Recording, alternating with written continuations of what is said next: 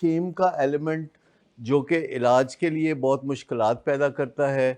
اور اس میں شارٹ فال پیدا کرتا ہے، علاج کی کامیابی میں شارٹ فال پیدا کرتا ہے شیم کا ایلیمنٹ. تو کوئی اور بتائے گا کہ شیم کتنی ہے، کم ہوئی، نہیں ہوئی، علاج پہلی ترجیح ہے، شیم دوسری ترجیح ہے، یا شیم پہلی ترجیح ہے اور علاج دوسری ترجیح ہے؟ خالی بتانے کا ایشو نہیں ہے، آپ اپنی سائیکک انرجی شیم کو فیڈ کر رہے ہوتے ہیں اور ٹریٹمنٹ کو یا ریکوری کو فیڈ نہیں کر رہے ہوتے، کیونکہ آپ کی ایک سائیکک انرجی ہے جسے آپ ول پاور کے نام سے جانتے ہیں، اپنی ول کے نام سے جانتے ہیں، کیونکہ ہماری ایک ول ہوتی ہے جو شیم کی وجہ سے ہم شیم کو فیڈ کرتے ہیں اس سے ڈیل کرنے کے لیے، اور ایٹ دی سیم ٹائم اگر ہم اپنی انرجی شیم کے سپرد کرتے ہیں تو پھر ریکوری کے سپرد نہیں کر سکتے. اور اگر ہم زندگی کے ایک پہلو میں زیادہ انرجی سرو کر رہے ہیں، جیسے کہ بزنس میں کوئی بہت زیادہ بندہ کام کر رہا ہے، ورکہولک ہے، تو وہ دوستوں کے ساتھ، رشتہ داروں کے ساتھ اور گھر والوں کے ساتھ وہ ساری توجہ نہیں دے سکتا جتنی کہ وہ کام کاج میں دے رہا ہے. تو اسی طرح اگر شیم ورسز ریکوری ہو تو شیم کو بچانا، شیم کو چھپانا، شیم کو فیڈ کرنا کہ اس سے ہمیں کوئی تکلیف نہ پہنچے کہ کسی کو پتہ چل جائے گا، یہ اتنی انرجی کھا جاتا ہے اور پتہ بھی نہیں چلتا انکانشیسلی. اب جیسے کہ آپ کے گھر میں مہمان تھے کوئی کہیں سے آئے ہوئے اور آپ نے میرے پاس بھی آنا تھا میٹنگ کے لیے، تو آپ آئے. آپ نے یہ نہیں کہا کہ جی ہن مہمان آ گئے نے تے اسی ہن نہیں آ سکتے کیونکہ جے اسی گھروں نکلے تو انہوں نے پتہ لگ جائے گا کہ تسی میرے کو آئے ہو. یہ کتنے لوگ اس بات کی گواہی دیں گے کہ ان کے گھر مہمان ہوں تو وہ گھر سے نہیں نکلیں گے میرے پاس آنے کے لیے کہ رشتہ داروں کو فوراً غائب سے پتہ چل جائے گا کہ آپ ولنگ ویز آ رہے ہیں اور نشے کے علاج کے سلسلے میں کوئی ایفرٹ کر رہے ہیں. بندہ کہتا ہے to be on the safe side میں نہیں نکلتا. ہم نے ویسے آج تک کوئی رشتہ خراب ہوتا نہیں دیکھا اس وجہ سے کہ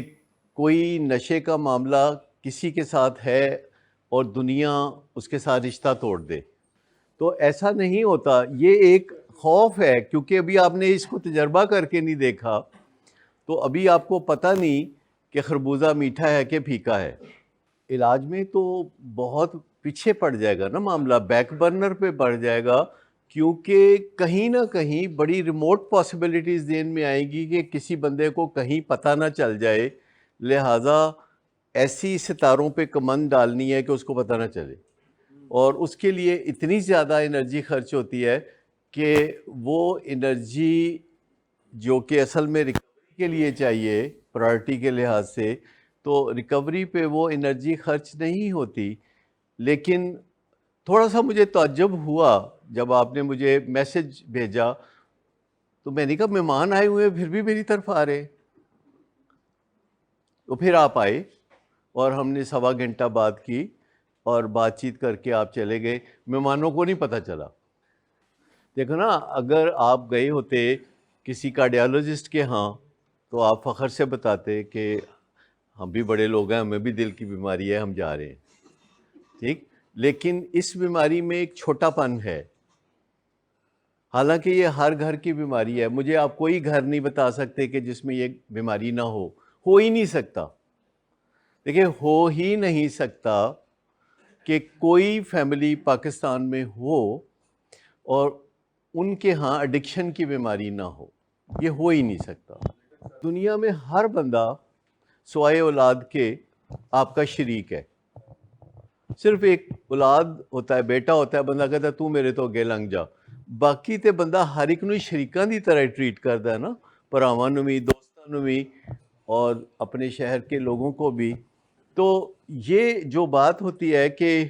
آپ کہہ کے آتے ہیں کہ میں جا رہا ہوں ڈاکٹر صداقت کے پاس، اور وہ جو آپ کا خیال ہے کہ اس کے بعد لوگ ہمیں چھوڑ دیں گے، تو ایسا ہوتا نہیں ہے. لوگ بلکہ یہ کہتے ہیں کہ میرے لائق کو خدمت ہو تو بتائیے گا. اور جتنے زیادہ لوگوں کے ساتھ آپ کے تعلقات ہوں گے اور ان تعلقات میں آپ نے بتایا ہوگا کہ آپ کے کیا کیا مسائل ہیں، اور پھر کسی رات 2 بجے اگر آپ ایک کال کریں گے اور کہیں گے کہ باقی سب کو بھی بتا دیں کہ مجھے رائٹ ناؤ آپ کی ضرورت ہے، اور 10 بندے آدھی رات کو آپ کے گھر آ کے بیٹھ جائیں گے، جب کوئی توڑ پھوڑ کر رہا ہے، شیشے توڑ رہا ہے، گاڑی کو ڈینٹ ڈال رہا ہے، یا کوئی مسئلے پیدا کر رہا ہے، یا چھلانگے مار مار کے ککیں مار مار کے دیواریں زخمی کر رہا ہے، ویلنگ ویز کی ٹیم جو ہے اس کی نوبت نہیں آنی چاہیے. It is a basic failure کہ والدین اپنے بچے کو حکم دیں کہ چلو علاج کے لیے اور وہ سنے نہ، اور ویلنگ ویز کی ٹیم کو بلانا پڑے. ہونا تو یہ چاہیے کہ والدین کہیں کہ چلو، لیکن اگر آپ کہتے ہیں کہ میں نے کسی کو بتانا نہیں لہذا کسی کو گھر بلانا نہیں، اور اپنے آپ کو تنہا کر کے بچے کے سامنے کہنا ہے کہ دیکھ اگے میں ایک سٹنٹ پہ آیا ہے تے مہربانی کر،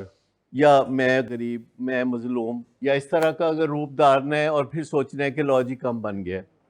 آپ ابھی وہیں اڑے ہوئے ہیں کہ لوگ پیچھے ہٹ جاتے ہیں. لوگ اتنے میاں فضل الرحمان نہیں ہیں، لوگوں کو پتہ ہے ان کے اپنے بھی یہی ہیں. میں تو آپ کو بتا رہا ہوں نا، بہت پکے طریقے سے بتا رہا ہوں کہ کسی بھی فیملی میں سیکیٹرک پیشنٹس اور اس سے اگلی منزل ایڈکشن. سیکیٹرک پیشنٹس ہوتے ہیں اور اگر ان کا کچھ نہیں کیا گیا تو اگلی منزل ایڈکشن ہے. سیکیٹرک النیسز پہلی منزل ہے،